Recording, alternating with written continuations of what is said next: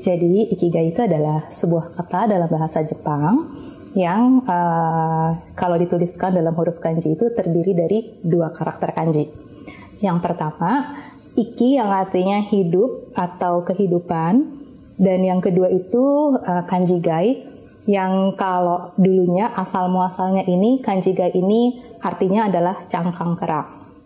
Nah, Alkisah pada satu periode di Jepang yang bernama periode Heian itu sekitar abad 15, cangkang kerang ini adalah alat tukar yang dipakai pada periode tersebut. Nah, seperti yang kita tahu, alat tukar seperti halnya dengan uang yang kita gunakan saat ini adalah sesuatu yang berharga kan ya, sesuatu yang memiliki nilai. Jadi si cangkang kerang ini pada periode tersebut juga bernilai tinggi gitu. Nah, seperti juga bahasa lainnya, bahasa Jepang juga mengalami perkembangan, mengalami evolusi. Yang tadinya cangkang kerang itu hanya berarti cangkang kerang saja, kemudian berubah untuk jadi menjadi sebuah kata yang digunakan untuk mengekspresikan sesuatu yang berharga, bernilai tinggi, ada value-nya atau sesuatu yang bermakna gitu. Jadi kalau kanji iki yang tadinya artinya hidup atau kehidupan digabungkan dengan kanji gai, kita bisa menerjemahkannya sebagai sesuatu konsep hidup atau pola pikir di mana kita merasa kehidupan kita yang 1x24 jam ini bermakna, sehingga apa yang kita lakukan itu ada nilainya atau ada tujuannya.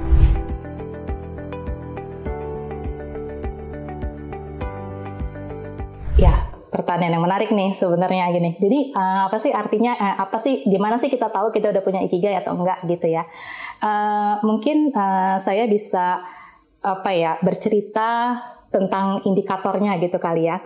Jadi saya meminjam teori dari seorang psikiatris yang bernama Mieko Kamiya. Beliau ini adalah bisa dibilang perintis atau pionir yang meneliti tentang ikigai di masa-masa awal di Jepang gitu. Menurut Mieko Kamiya, seseorang itu bisa dikatakan punya ikigai atau tidak jika memenuhi 7 elemen. Ya, 7 elemen ini adalah sebenarnya kebutuhan psikologis dari manusia gitu ya. Jadi kalau mau tahu nih kita udah punya ikigai atau enggak, kita bisa menjadikan elemen-elemen ini referensinya gitu. Saya sebutkan ya 7 elemen ini apa saja. Yang pertama adalah bagaimana, atau begini kita ngomongnya, kita memiliki sesuatu yang membuat kita merasa puas atau merasa bersyukur terhadap hidup kita.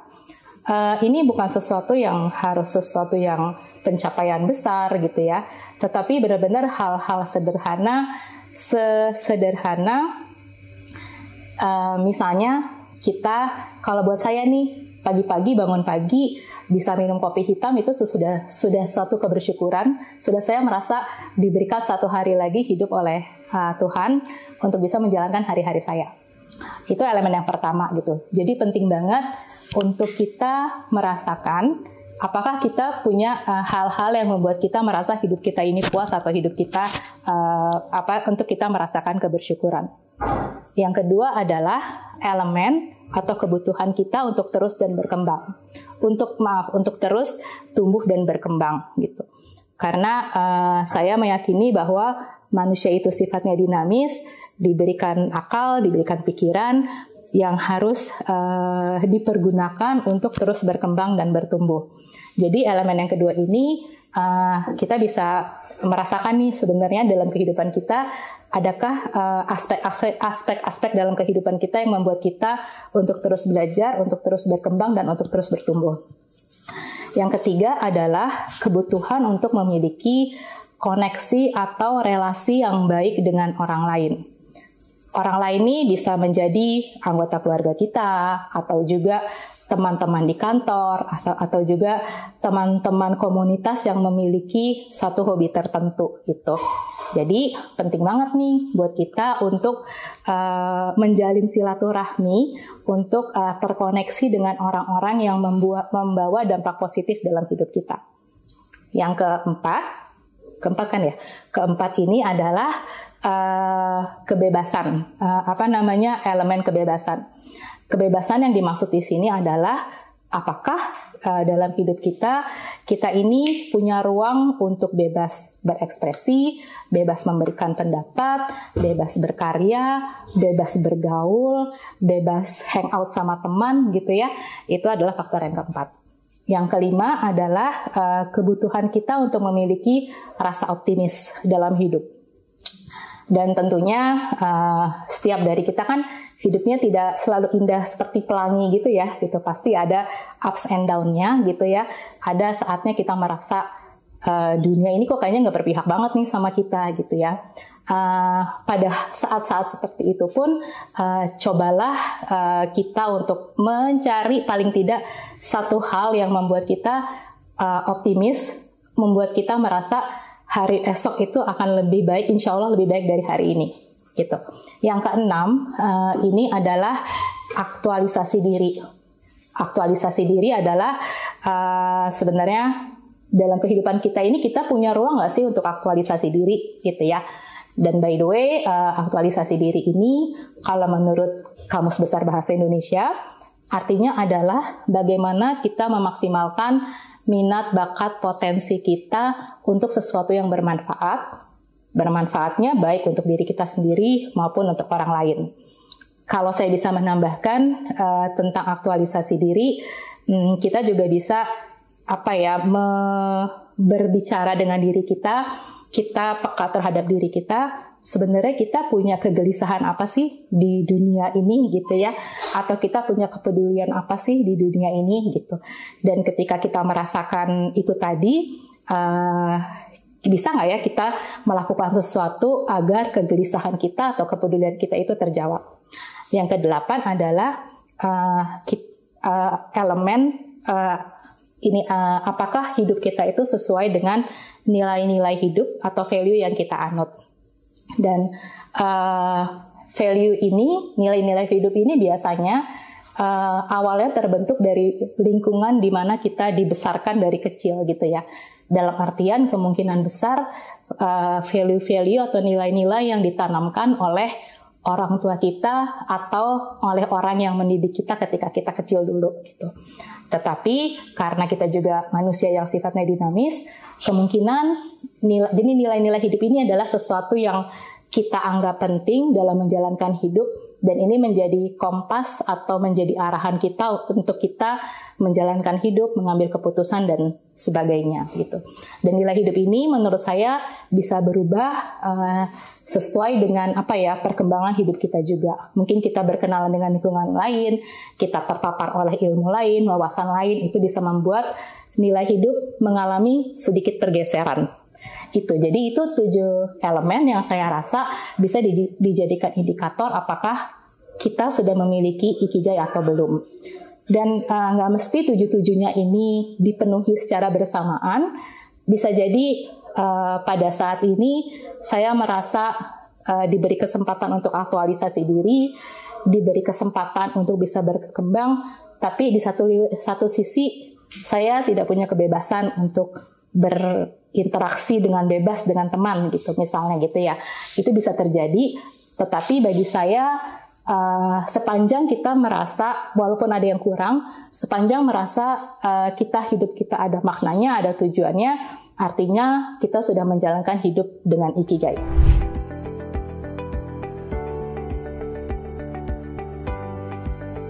Oke, menurut saya ikigai itu pertama bisa berkembang lebih baik atau juga bisa mengalami perubahan gitu ya. Karena kan kita kalau yang saya dapatkan gitu ya, anak-anak SMA nih kalau di Jepang tuh ada yang udah punya ikigai gitu, dalam artian ketika kita punya kesadaran apakah 7 elemen itu terpenuhi atau tidak, mungkin seorang itu sudah bisa dikatakan merasakan ikigai atau merasakan kebermaknaan hidup. Tapi kan kita hidupnya berkembang nih, yang dari SMA, kemudian kuliah, kerja, nanti mungkin menikah, memiliki anak dan seterusnya gitu. Dan apa yang kita pelajari itu juga berubah. lingkungan di mana kita berinteraksi juga berubah, kita terpapar oleh wawasan-wawasan yang juga mungkin berbeda dari fase hidup satu ke fase hidup lain. Jadi bisa jadi ikigai itu mengalami perkembangan, bisa jadi ikigai itu berubah sesuai dengan fase hidup kita gitu ya. Kalau boleh menceritakan tentang diri saya sendiri gitu ya, contohnya nggak usah jauh-jauh ya, saya aja ya gitu biar gampang gitu ya. Mungkin awalnya saya memulai perjalanan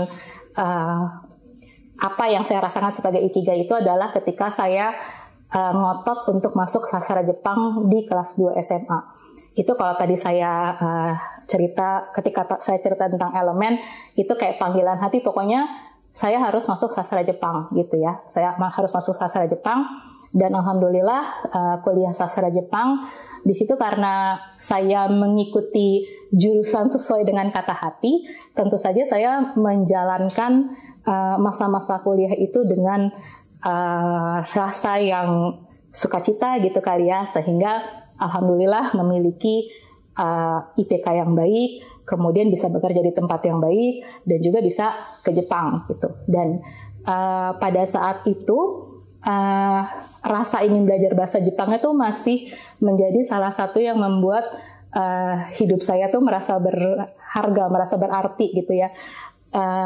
Challenge untuk ngafalin kanji itu kayak membuat hari-hari saya berangkat ke sekolah tuh menjadi sesuatu yang menyenangkan gitu.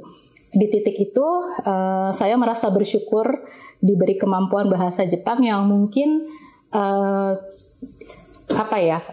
lebih baik dari beberapa teman yang lain gitu ya, sehingga saya belajar. Kalau tadi di 7 elemen mungkin saya benar-benar dengan niat mengembangkan diri sampai pol-polan di bahasa Jepang, sehingga kemudian menjadi penerjemah Jepang itu menjadi profesi saya yang saya jalankan menurut saya sesuai dengan ikigai saya gitu ya, sehingga dampaknya ya pekerjaan karir saya menjadi baik gitu. Nah, itu udah saya laksanakan selama sekian belas tahun, dan di satu titik ada kegundahan atau kepedulian saya terhadap anak-anak di panti asuhan gitu. Kemudian kebetulan kan saya menjadi pengurus di sebuah panti asuhan gitu ya. Di situ saya merasa tidak bisa bisa dibilang tidak bisa berkomunikasi dengan baik dengan anak-anak panti asuhan ini gitu ya. Saya sebagai pengurus tentunya saya ingin kenal baik dengan anak-anak panti, tapi saya merasa skill saya untuk bisa memahami mereka itu masih kurang gitu. Dan dari kepedulian itu akhirnya saya belajar coaching gitu ya, belajar coaching, ngambil sertifikasi coaching, dan kemudian ternyata nggak hanya dipakai di panti asuhan saja, tapi kemudian saya menemukan ikigai lain dalam hidup saya dengan dengan kemampuan seorang coach untuk membantu orang bertumbuh gitu. Jadi dalam artian kalau tadi kembali ke pertanyaannya, bisa berkembang juga, bisa bertumbuh juga, dan juga mungkin sesuai dengan fase hidup kita atau lingkungan hidup kita itu bisa menjadi berubah.